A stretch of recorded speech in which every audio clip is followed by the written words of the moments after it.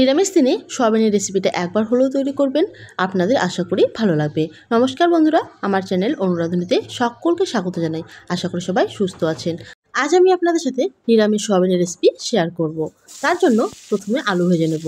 কড়াই ভালোভাবে গরম করে তাতে দিয়েছি সরষের তেল। তেল গরম হয়ে গেলে ডুমো ডুমো করে কেটে রাখা আলু দিয়ে দেবো। তারপর লবণ হলুদ দিয়ে আলুগুলো বেশ লাল লাল করে ভেজে নেব। আলুটা ভাজবো, তার মধ্যেই অর্ধেক সেদ্ধ হয়ে যাবে। বন্ধুরা, নিরামিষ এই সয়াবিনের রেসিপিটা কিন্তু খেতে অসাধারণ হয়।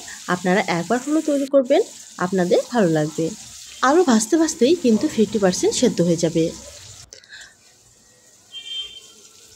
আলু ভাজানো হয়ে গেছে, তুলে নেব।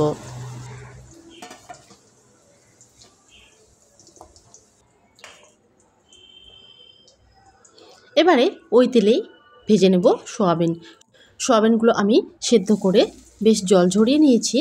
এবারে সয়াবিনগুলো বেশ সুন্দর লাল লাল করে ভেজে নেব। সয়াবিন ভাজানোর সময় লবণ আর একটু সামান্য হলুদ গুঁড়ো দিয়ে সয়াবিনটা ভেজে নেব।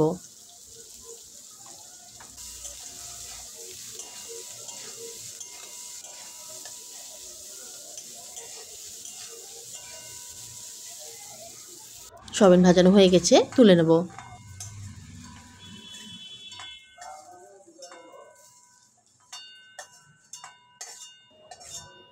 এবারে দিয়ে দেব সরষের তেল। তেল গরম হয়ে গেলে ফোড়নে দিয়ে দেবো গোটা জিরে আর গোটা গরম মশলা।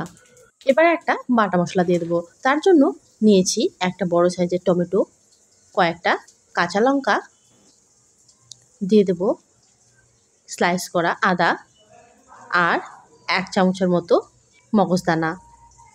সামান্য একটু জল দিয়ে মশলাটা বেটে তারপর তেলের মধ্যে মশলা বাটাটা দিয়ে দেব।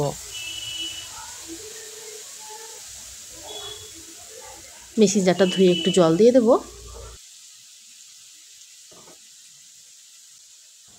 দিয়ে দেবো হলুদ গুঁড়ো, ধনিয়া গুঁড়ো, জিরে গুঁড়ো আর শুকনো লঙ্কা গুঁড়ো। মশলাটা বেশ ভালোভাবে কষে নেব যতক্ষণ না মশলা থেকে তেল ছেড়ে দিচ্ছে। বন্ধুরা, দিয়ে দেবো স্বাদ মতো লবণ আর চিনি। আলু সয়াবিন ভাজার সময় আমি লবণ দিয়েছি, তাই লবণের পরিমাণটা একটু ভেবেচিন্তে দিতে হবে। মশলাটা খুব ভালোভাবে কষিয়ে নেব।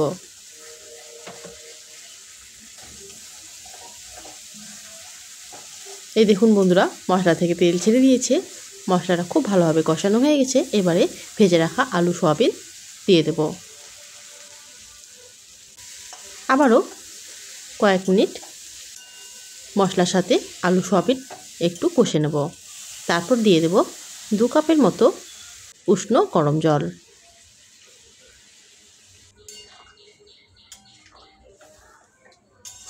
জল ফুটে উঠলে ঢেকে প্রায় 5 থেকে 7 মিনিট রান্না করব।